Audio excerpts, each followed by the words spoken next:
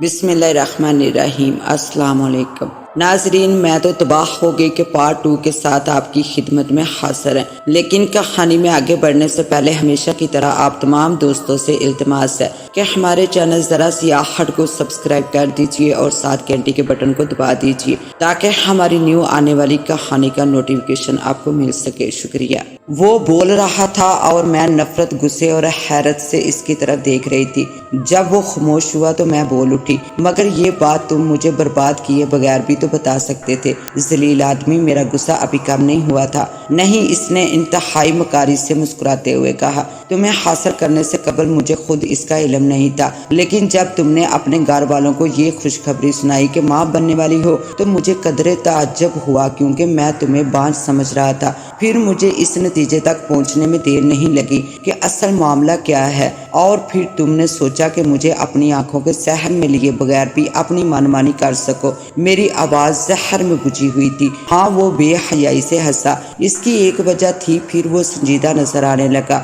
ہوا یہ کہ تمہیں دیکھ کر پہلی بار میں نے یہی سوچا تھا، حصول مقصد کے بعد تمہارا خیال دل میں نہیں لاؤں گا، مگر ایسا نہ ہو سکا۔ میں تمہارا سیر ہو گیا۔ یقین کرو زہرا کہ تم سے ملاقات کے چند ہی دن بعد میں نے اپنی قوتوں سے کام لے کر اپنا مقصد حاصل کر لیا تھا، لیکن اس کے بعد بار بار میرے ذہن میں ایک ہی سرگوشی گونجتی رہی کہ تم ہی میری منزل ہو۔ اگر ایسا نہ ہوتا تو میں تمہارے گھر والوں کو منہ نہ لگاتا۔ وہ دیر تک ایسی ہی بکواس کرتا رہا، پھر جاتے ہوئے کہنے لگا، زہرا، پہلے تو تم خود ہی کسی کو کچھ بتانے کی حیثیت میں نہیں ہو، لیکن میں تمہیں یہ بتا دوں کہ اگر تم نے اس کا تذکرہ کیا تو میرا کچھ نہیں بگڑے گا۔ ہاں، تمہارا انجام بہت برا ہوگا، اتنا برا انجام کہ تم اس کا تصور بھی نہیں کر سکتی۔ پھر وہ چلا گیا اور میں رات گئے تک جاگتی رہی۔ میرے ذہن میں عجیب عجیب خیالات سر ابار رہے تھے۔ میرے ضمیر پر ایک نامعلوم بوجھ بڑھتا جا رہا تھا۔ دل میں درد سا ہونے لگا، آنکھوں میں آگ سی بھر گئی، اور پھر مولوی کی آواز کے ساتھ ہی میرے ذہن نے میرا ساتھ چھوڑ دیا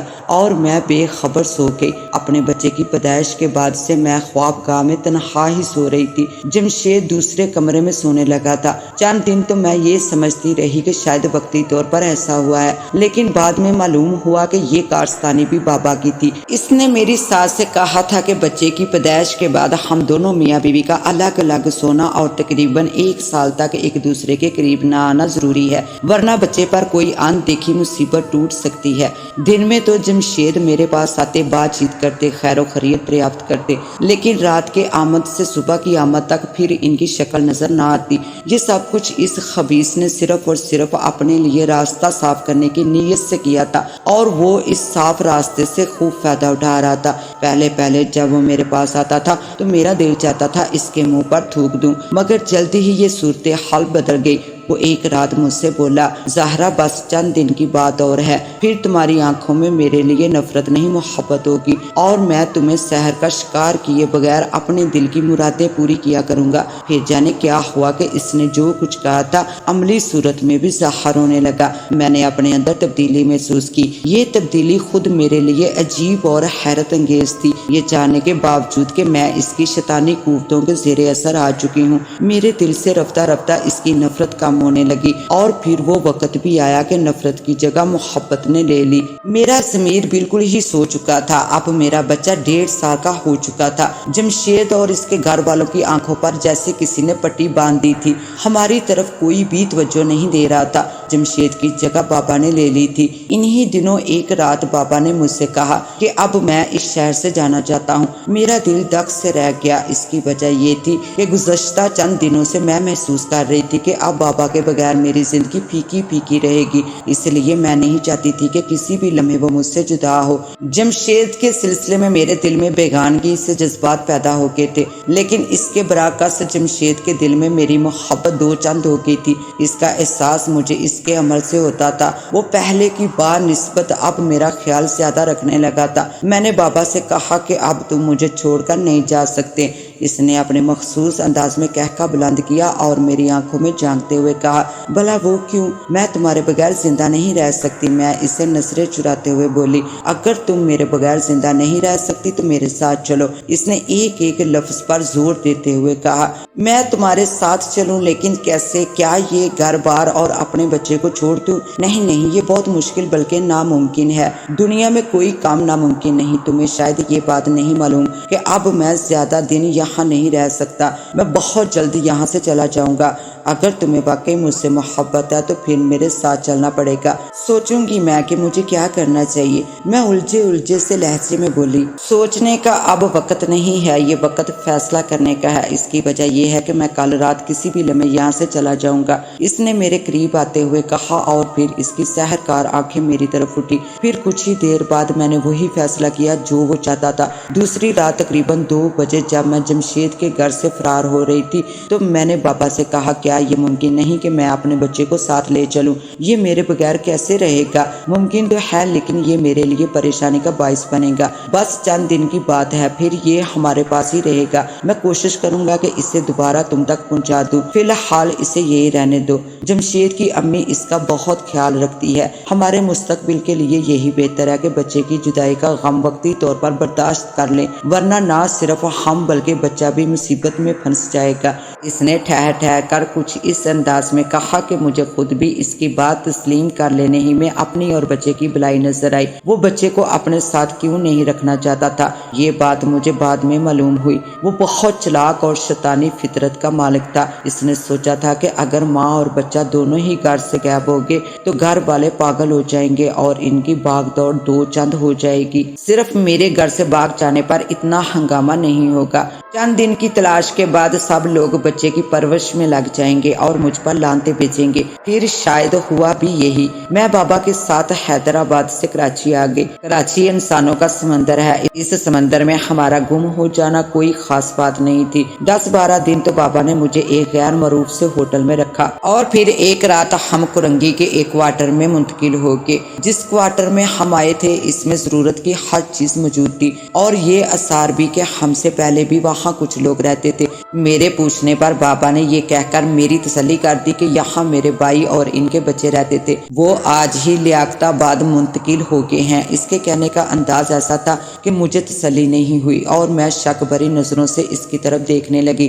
اس نے میری نظروں کا مطلب سمجھتے ہوئے مسکرا کر کہا، تم بڑی شکی مزاج ہو زہرا، لیکن میرے سلسلے میں تمہارے شکوک تمہیں سکون سے نہیں رہنے دیں گے، اس لیے شک اپنے دل سے نکال دو۔ اتنا کہہ کر وہ تھوڑی دیر کے لیے خاموش ہوا، پھر بولا، میں نے زندگی میں پہلی بار کسی عورت کے سامنے ہتھیار ڈالے ہیں اور وہ عورت صرف تم ہو۔ شاید تمہیں نہیں معلوم کہ میری زندگی میں کئی عورتیں آئیں اور چلی گئی، یا یہ کہنا زیادہ مناسب ہے کہ میں نے اپنے مطلب کے حصول کے بعد انہیں اپنی زندگی سے دودھ کی مکھی کی طرح نکال کر پھینک دیا، مگر تم ان میں سے نہیں ہو۔ تمہیں تو مجھ پر شک کی بجائے خود پر فخر کرنا چاہیے۔ لیکن بابا، لیکن کچھ نہیں، اس نے میری بات کاٹتے ہوئے کہا، میں آنکھوں اور چہرے سے دل اور دماغ کی گہرائیوں تک پہنچ جاتا ہوں، یہی میرا ہنر ہے اور میں اپنے ہنر میں کامیاب ہوں۔ تم نے خود اپنی آنکھوں سے دیکھا ہے کہ کس طرح میں نے جمشید اور اس کے گھر والوں کو اپنے قبضے میں کر لیا۔ اب وہ نہ صرف میری بلکہ تمہارے تک بھی نہیں پہنچ سکتے۔ رہ گیا بچے کا مسئلہ تو تم یہ اچھی طرح جانتی ہو، وہ میرا بچہ ہے اور میں آج نہیں تو کل اسے حاصل کر لوں گا۔ وہ اس لب و لہجے میں کہہ رہا تھا کہ مجھے اس کے لفظ سے شک کی بو آ رہی تھی۔ میرے دل میں یہ احساس جاگ رہا تھا کہ وہ آج نہیں تو کل مجھے بھی دودھ کی مکھی کی طرح نکال کر پھینک دے گا، مگر میں اس وقت کیا کر سکتی تھی سوائے اس کے کہ اس کی مرضی کے مطابق چلوں۔ یہ بات بھی میرے لیے عجیب ہی تھی کہ وقتی طور پر کبھی کبھار میں اس کی طرف سے بدسن ہو جاتی تھی، مگر پھر یہ احساس ختم ہو جاتا تھا، میں پھر اس کے اشاروں پر ناچنے لگتی تھی۔ صبح بیدار ہونے کے بعد اس نے سب سے پہلا حکم تو یہ دیا کہ یہاں میں کسی سے نہیں ملوں گی اور یہ کہ وہ جب گھر سے باہر جائے گا تو دروازے پر باہر سے تالا لگا دیا کرے گا اور میں گھر میں اس طرح رہوں گی جیسے موجود ہی نہیں ہوں۔ اس حکم کے بعد فطری طور پر مجھے یہ سوال کرنا چاہیے تھا کہ اس کی وجہ کیا ہے، لیکن خواہش کے باوجود یہ سوال میری زبان پر نہ آ سکا۔ ناشتے کے بعد اس نے جاتے ہوئے واقعی دروازے پر تالا لگا دیا اور میں رات گیر تک گھر میں اکیلی رہی۔ یہ سلسلہ کوئی 2 ماہ تک چلتا رہا۔ میں رفتہ رفتہ اکتاہٹ کا شکار ہونے لگی۔ وہ جب گھر میں نہ ہوتا تو میرا دل چاہتا کہ گھر چھوڑ کر بھاگ جاؤں، لیکن ہمت نہ ہوتی۔ جب وہ گھر آتا تو جیسے مجھے قرار آ جاتا۔ پھر ایک رات میں اس وقت اپنے آپ سے مزید نفرت کرنے لگی جب بابا نے مجھے کسی اجنبی کی گرفت میں دے دیا۔ سردیوں کی رات آہستہ آہستہ اپنا سفر طے کر رہی تھی کہ کوئی 11:30 بجے بابا اپنے ایک دوست کے ساتھ گھر میں داخل ہوا۔ صبح جاتے ہوئے مجھ سے کہہ گیا تھا کہ رات 11 بجے تک آئے گا اور اس کے ساتھ ایک دوست بھی ہوگا۔ صبح میں ٹھیک طرح اس کا مطلب سمجھ نہیں پائی تھی، لیکن جب اس نے اپنے دوست کی آمد کا مقصد بتایا تو پہلے تو مجھ پر ساختہ سا ہو گیا اور پھر میں بدحواس سی ہو گئی۔ وہ ایک بار پھر پہلے روز والا بابا ہو گیا۔ میری کیفیت بھی روز اول والی تھی۔ اس کی آنکھیں میرے چہرے پر جمی ہوئی تھی اور مجھے یوں محسوس ہو رہا تھا جیسے میرے سارے وجود میں برقی لہریں سی دوڑ رہی ہوں۔ تھوڑی ہی دیر بعد میرے دل کی دھڑکن تیز ہو گئی اور پھر اس کی آواز مجھے کہیں دور سے آتی محسوس ہوئی۔ زہرا، تم میری کنیز ہو اور کنیزیں صرف حکم مانتی ہیں، تم بھی میرا حکم مانو گی۔ یہ میرا دوست ہے، اس کا دل توڑنا میری کسی کنیز کے بس میں نہیں، اس لیے تم وہی کرو گی جو یہ کہے گا۔ میں جو کچھ کہہ رہا ہوں اسے یاد رکھو۔ تم میرا حکم بھولو گی نہیں؟ نہیں بھولوں گی آقا۔ میں اس کی بات آج تک نہیں بھول سکی۔ اس رات کے بعد اس کی حوانیت اپنے عروج پر پہنچ گئی اور کرنگی کا وہ کوارٹر عیاشی کا اڈا بن گیا۔ اب میں وہاں تنہا نہیں تھی، میرے ساتھ 3 لڑکیاں اور بھی تھی، وہ سب بھی میری ہی طرح تھی، لیکن اس کے خلاف کوئی قدم اٹھانے کی جرت نہ ان میں تھی اور نہ مجھ میں۔ ان لڑکیوں کی آمد کے کوئی 15 دن بعد ہی محلے کے لوگوں نے ہنگامہ کر دیا۔ یہ بڑا خاموش ہنگامہ تھا، اس لیے اس کی اطلاع بابا کو اس وقت ملی جب وہ اپنے چند دوستوں اور ہمارے ساتھ علاقے کے تھانے میں بیٹھا ہوا تھا۔ تھانے میں نہ تو میں نے اپنے سابقہ گھر کے بارے میں کوئی بیان دیا، نہ ہی ان لڑکیوں نے ایسا کیا، بلکہ ہم اصرار کرتے رہے کہ اس سلسلے میں ہم سے کچھ نہ پوچھا جائے اور جس جرم میں ہمیں گرفتار کیا ہے اس کی جو سزا ہے وہ ہمیں دی جائے۔ تھانے ہی میں مجھے یہ بات بھی معلوم ہوئی کہ بابا کا اصل نام ارشاد بیگ تھا اور پولیس کو کئی سالوں سے اس کی تلاش تھی۔ وہ کئی جرائم میں ملوث تھا۔ میں ان تینوں لڑکیوں کے ساتھ 6 دن تھانے میں رہی اور پھر ہمیں چھوڑ دیا گیا۔ یہ رہائی میرے لیے ایک طرح سے موت کا پیغام تھی۔ روانگی سے قبل تھانے دار نے بتایا کہ بابا کے خلاف ہمیں حبس بیجا میں رکھنے کا مقدمہ درج کر لیا گیا ہے۔ تھانے دار نے ایک بیان پر ہمارے دستخط بھی لیے تھے۔ اس نے ہمارا پتہ بھی پوچھا تھا، لیکن ہم نے جب بتانے سے انکار کیا تو اس نے یہ کہہ کر ہمیں چھوڑ دیا کہ 2-3 دن بعد تھانے میں آ کر معلوم کروں کہ تمہاری درخواست کا کیا ہوا۔ ممکن ہے وہ دونوں لڑکیاں تھانے گئی ہوں، لیکن میں نے پھر کبھی اس علاقے کا رخ نہیں کیا۔ تھانے سے نکلنے کے بعد میں ان تینوں لڑکیوں سے الگ ہو گئی۔ ان میں سے ایک لڑکی نے مجھے اپنے ساتھ چلنے کے لیے بھی کہا، لیکن میں نے انکار کر دیا۔ کراچی میرا دیکھا بھلا شہر تھا۔ میں وہاں سے سیدھی کینٹ اسٹیشن آئی تاکہ کسی ٹرین میں بیٹھ کر حیدرآباد پہنچ جاؤں، لیکن اپنے ارادے کو عملی جامہ نہ پہنا سکی۔ ایک تو میرے پاس کچھ بھی نہیں تھا، دوسرا میں جاتی بھی کہاں؟ ماں باپ کا گھر اور شوہر کا گھر تو حیدرآباد میں تھا، لیکن دونوں کے دروازے مجھ پر بند ہو چکے تھے۔ میں رات تک بھوکی پیاسی اسٹیشن کے ایک کونے میں بیٹھی رہی۔ رات کی آمد کے ساتھ ہی کچھ شیطانوں نے مجھے گھیر لیا اور میں ان کے آگے بے بس ہو گئی۔ اس رات کے بعد میں ان شیطانوں کا کھلونا بن گئی۔ میں روز کسی نئے محلے نئے گھر کے چکر کاٹنے لگی۔ میں نے اس دوران میں کئی بار کوشش کی کہ کوئی اللہ کا نیک بندہ مجھے مستقل طور پر اپنے گھر میں رکھ لے، مگر جو بھی ملا اس نے مہینے 15 دن سے زیادہ مجھے برداشت نہ کیا اور پھر میں کسی نئے گھر کی تلاش میں نکل پڑی۔ اسی طرح 2 سال بیت گئے۔ ان 2 سالوں نے گزرتے گزرتے مجھ پر اتنے ستم توڑے کہ میری عمر میں 10 سال کا اضافہ ہو گیا اور میں نے وقت سے پہلے ہی بڑھاپے کی حدوں کو چھو لیا۔ بڑھاپے نے مجھے کئی عذاب عطا کیے، ان میں سے ایک عذاب حصول رزق کا بھی تھا۔ جب نوبت بھیک مانگنے کی آئی تو میں نے سوچا کیوں نہ حیدرآباد چلی جاؤں، ممکن ہے جمشید مجھے نکرانی ہی کی حیثیت سے قبول کرنے پر تیار ہو جائے۔ یہ تو ہوگا کہ اس طرح میں اپنے بیٹے کے قریب رہ سکوں گی۔ پھر میں نے اس پر عمل کیا اور حیدرآباد پہنچ گئی۔ مجھے ایک خیال یہ بھی تھا کہ شاید جمشید مجھے اس حال میں پہچان ہی نہ سکے۔ ایسی صورت میں میرے لیے وہاں نکرانی کی حیثیت سے رہنا اور بھی آسان ہوتا، مگر میری بد نصیبی کے جمشید نے مجھے پہچان لیا۔ انہوں نے مجھ پر بڑی لعنت ملامت کی اور مجھے گھر میں رکھنے سے انکار کر دیا۔ میں نے بہت التجا کی، واسطے دیے اور ہر طرح سمجھانے کی کوشش کی کہ مجھے اپنے گھر میں نکرانی رکھ لے، لیکن وہ نہیں مانے اور دھمکی دی کہ اگر میں ان کے گھر سے چلی نہ گئی تو وہ مجھ پر کوئی الزام لگا کر گرفتار کروا دیں گے۔ پھر میں نے ان سے التجا کی کہ ایک نظر اپنے بچے کو دیکھنا چاہتی ہوں، نہیں تم جیسی بدذات عورت کا سایہ بھی میں اپنے بچے پر نہیں پڑنے دوں گا۔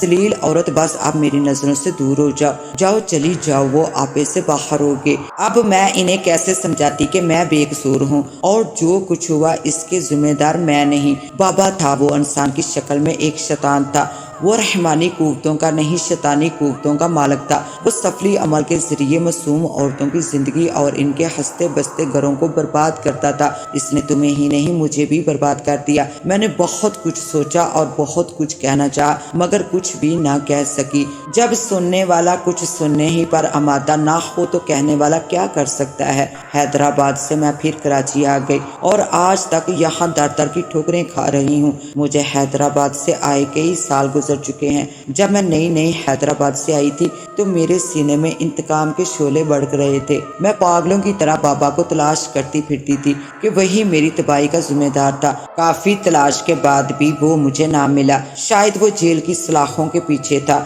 پھر یوں ہوا کہ وقت گزرنے کے ساتھ ساتھ انتقام کا یہ جذبہ بھی سٹ پڑ گیا۔ اب میں صرف اپنی موت کا انتظار کر رہی ہوں۔ کاش میرا یہ انتظار طویل نہ ہو۔ آپ لوگ بھی میرے حق میں ضرور دعا کیجیے گا کہ اللہ تعالیٰ مجھے اس ذلت کی زندگی سے نجات دے دے۔ اس کے ساتھ ہی اب مجھے دیں اجازت، ملتے ہیں انشاءاللہ ایک نیو کہانی کے ساتھ، تب تک کے لیے اللہ نگہبان۔